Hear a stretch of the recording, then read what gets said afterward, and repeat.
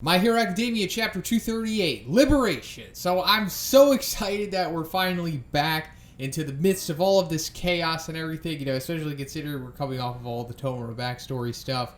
But this is more or less what I've been assuming the arc was going to boil down to, like this big climactic finish where it's just a big war, just chaos everywhere. The city getting wrecked left and right. Gigantomachia is in there, he's doing his thing. And the League is doing their thing, and they're getting their comeuppance. Well, not everyone is necessarily, but I think they will. But Tomura is definitely reaching his stride at this point, but let's get into it. So it's picking up with Tomura destroying his father's hand, and this might be one of the last leashes or restraints that he has on him, meaning that, with each destruction of the hands of his family members that he has, he seems to be more and more unbound, and the stronger he gets as a result. He's kind of going through his own incremental power increases, similar to what Re-Destro has been doing here. And I think that's kind of just been a device for Horikoshi all along. Like, Re-Destro, while he's narrating what he's doing, it's kind of what's happening for Tomura as well, but he's just not narrating it himself. Like with Re-Destro's 80% stress, 80% liberation, and apparently he's at 100% stress right now in the beginning of the chapter. And I think Tomura's probably around 80% or 90% right now. And I say that because he still has one hand left on the back of his head. And as far as I know, I don't know whose hand that is. That might be the mystery, quote-unquote, bonus hand that All For One gave him in the previous chapter. I think there's a big reason why we don't know whose hand that belongs to. Just taking a guess. Maybe it's Nana's hand? Because All For One did kill Nana, or at least it's implied that he did. It happened off panel, so we don't know exactly what went down, but pretty sure he took her out. I mean, come on. So maybe he kept her body or something. I mean, why not? All For One does crazy stuff like that, so it's not out of the realm of possibility that he just kept her body for some reason. Maybe for Yujigo to experiment on her. I don't know. Or maybe he just kept her hand because, I don't know, he knew he was going to do this all along. Who knows? But I think once that hand goes, which it kind of has to, because that's kind of like the whole narrative of this arc, at least the character arc for Tomura here, is that he's letting go of all of his restrictions and whatnot, all of the hands and all that stuff. So I just think it would be a little odd if he just decides to keep the one on the back of his head despite getting rid of all of the other ones. It's kind of like a clock, it's like Horikoshi's ticking clock here. And then we see Re-Destro with 2 stress bombs about to make a Tomura sandwich with them, but at the last second with his insane reflexes, he's able to hit it with his decay quirk and mitigate the damage, or at least just stop it from hitting him. Him hitting it with the DK is kind of pushing the explosion or the force of whatever away from him and out to the outskirts of the city, because we see the insane collateral damage that it's causing. I mean, before when we first saw it, I likened it to the Detroit Smash or something like that. It's definitely on that level, at least from a nerfed All Might. So yeah, Re-Destro is insane, but also we've seen it before because Tomura was able to do the same thing when he hits it with his DK quirk at the last second. So this is kind of nullifying Re-Destro here. Tomura has figured out how to take it down. And it mainly comes down to his quirk, of course, but also his insane reflexes that he has, which, of course, he's developed further in his training with Gigantomachia. But as we saw in his flashbacks, he's kind of always innately had that cat-like super subconscious reflex ability. And then Tomura starts talking crap. He's like, honestly, it ain't that much if you just destroy it before you swing. So I think that's what he's talking about. He's just mitigating the damage by hitting it before he's swinging. But then this panel is awesome. It's Tomura just all wrecked and whatnot, but his trench coat that he has is forming kind of wings around him. Very cool. And I think this might be breaking Re-Destro's will here, because it's what's this throbbing in my chest I've been feeling? Is it fear? No, there's no way. My quirk also converts fear to power. So I think it just might be his will breaking. He's just hopeless, essentially, maybe, because I assume no one's ever really pushed him this far, at least once he's grown into his strength and become the leader of the Liberation Army. I feel that no one has probably been able to counter him this way, because if they did, he wouldn't really be in the position that he's in. I mean, I'm not saying that he had struggles as a kid. Obviously, he talked about the immense training that he went through to get to this point, but still, it's no one has ever been so cool, confident, and just counteractive the way that Tomura has been against him. So instead of it making him fear or stressed, it's like a new feeling. It's kind of like hopelessness. It's like, oh man, I can't beat this guy. And on top of like the psychotic charisma that Tomura has, it's like just a double negative here. It's just breaking Re-Destro. Or he's just like having a heart attack, or he's about to have one, because, you know, stress does do that, and this is like the insane levels of stress, obviously. But I think it's more so his will is breaking. But after that, he just uses his ultimate technology support device thing, which I assumed at the very beginning of this arc. I knew that Re-Destro was going to have like the most beast equipment, because why not? They set up that the Denorak company was all about hero support and equipment and stuff like that. And we've seen, you know, the other Liberation executive generals, the commanders, use stuff like that. So yeah, I mean, it goes without saying that Re-Destro was going to have the most beast level of equipment, and it's just a straight up suit. It's like a Mecha Gundam-esque suit that just covers his whole entire body and amplifies his stress levels even further. So now he claims to be at 150%. And this reminds me even more so of Toguro from Yu Yu Hakusho, like what I was comparing him to in the previous reviews when he was talking about percentages, because Toguro does the same thing. Like once he's at 100%, he somehow goes even further and gets even bigger and more powerful. And he's like, I'm at 120% now, or whatever the exact percentage that Toguro says in that moment. But this is like similar to that. But also in that moment, it's kind of like he's at his wit's end and he's getting real desperate, and he, you know, loses eventually after that once he pushes himself over the limit.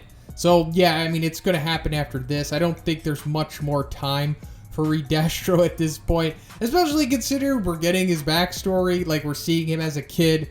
We're seeing that, like, the family of Destro is putting, you know, they're actually literally saying it. It's like the, you know, his regrets now fall on your shoulders. So they're putting all of the weight of the Liberation Army and Re-Destro's will on him. So this is like one of his main motivations of why he's so crazy obligated to, quote unquote, liberate people and to be the leader of the new Liberation Army and to carry on Destro's will, because he was just born into it. He kind of really didn't have a choice. But then after that, we're seeing like Gigantomachia. He's still doing his stuff. One of these panels, we just see like a random citizen just taking a full-on strike from him. I love it. It's so awesome. But we're seeing that also twice. He still has Toga. He's getting her out of there. And I assume that they're probably going to sit out the rest of this arc. They've already kind of done their part. You know, I mean, definitely Toga. There's no way she's coming back. But another thing is that they still have the duplicate of Toga. Like, if you see the one panel, like, we see one twice is holding, like, the real Toga, and the other one is still holding the one that was required for the transfusion that they did. So maybe that's going to come back into play.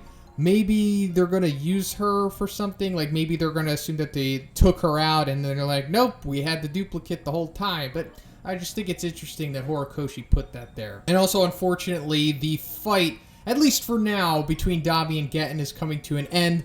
And the reason why it's been off-paneled this whole time, or at least for the most part, is because I assume that nothing has really been going on. They've kind of just been in a stalemate, I assume, because that's how the fight started off. It's just fire and ice.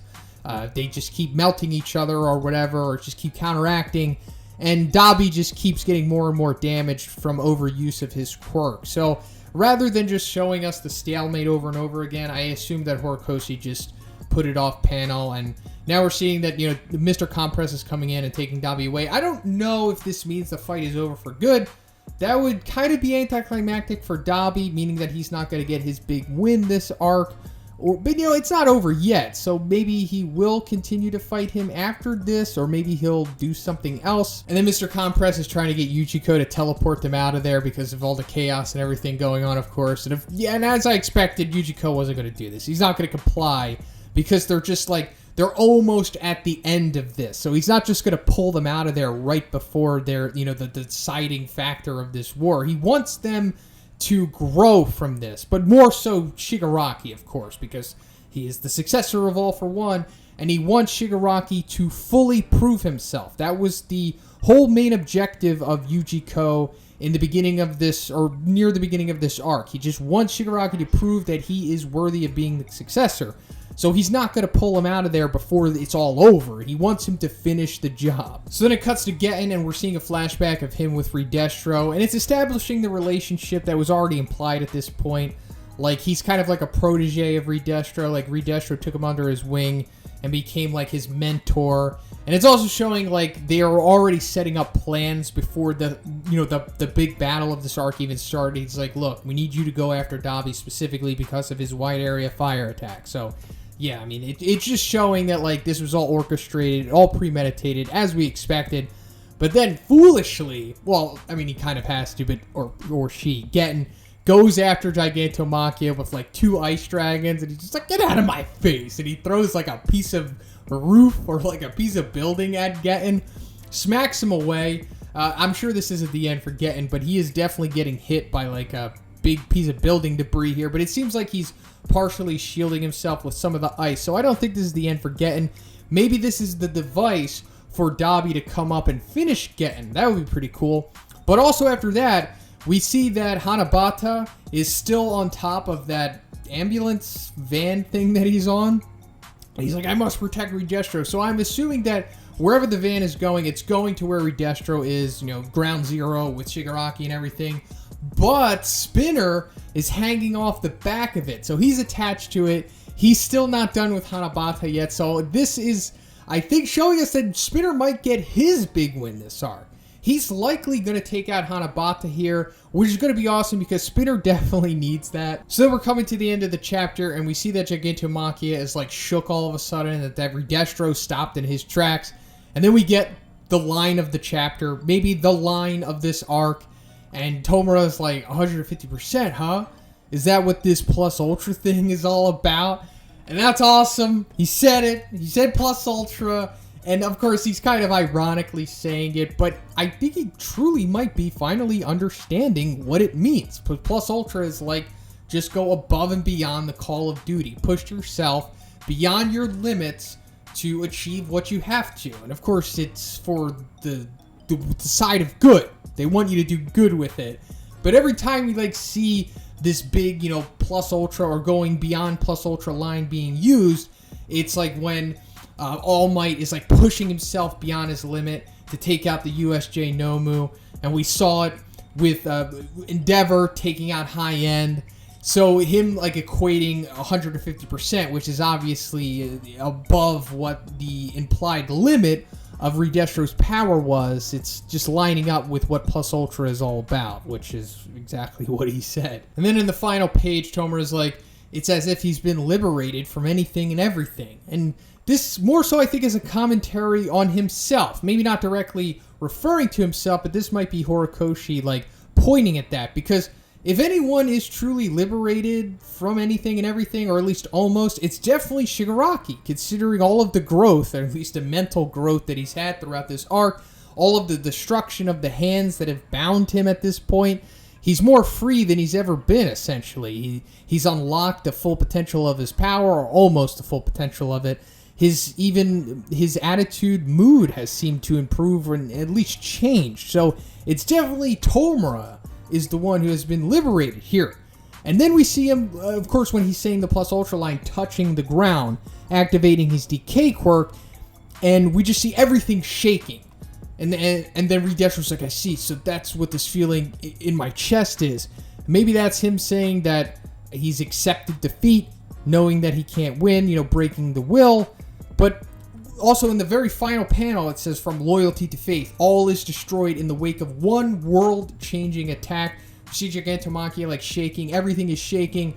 So I assume that this is Tomura straight up destroying this city with one ultra decay blast. Like, he's touching the ground, but instead of spreading it to like, the minor vicinity around him, he's spreading the decay to the entire radius of the city, meaning that he's going to sink this whole entire thing and destroy it in one blow. It's very possible that he could do this. I mean, as a child, he straight up destroyed his dad's house. So now that he's at implied to be the peak of his power, he might be able to just straight up take an entire city down, which would totally make sense, and I think it would line up with everything that's going on here, because I assume that at the end of this arc, they were going to have to take out the entire city. Like, they can't just leave it because of all of the citizens in there and everything. Like, they need to take care of them, and they're only so limited. And there's like, what, 80,000 of them or something like that. So one huge attack like this, taking out everyone, including the city, takes care of that. But not only that, but does it send out a message to the rest of the world? Because that's what it's saying, world-changing attack. So I assume the aftermath of this arc, obviously this news is going to reach far outside of Deka City. The whole world is going to know about this, or at least all of Japan is going to know about this. So, oh my god, Deka City was destroyed completely by the League of Villains. So this is going to give them some serious clout coming out of this chapter, something that they definitely have earned and needed. And the heroes are going to hear about this, and are like, oh my god, the League of Villains. They kind of were laying low for a little bit, but now they're back in the spotlight, and this is the craziest thing they've ever done. It's also just very fitting for My Villain Academia, because, you know, at the end of like a protagonist arc, it's like, we saved the city, guys, we did it. But now at the end of a villain-centric arc, it's like, we destroyed the city, guys. We did it. So I assume that's what's going to happen. I think that's awesome. Very fitting.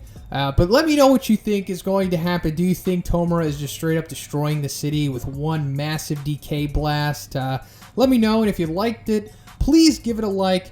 I also have a Patreon. It gives you access to a weekly Q&A, and if you haven't already, please subscribe as well. Have a great day. See you in the next one.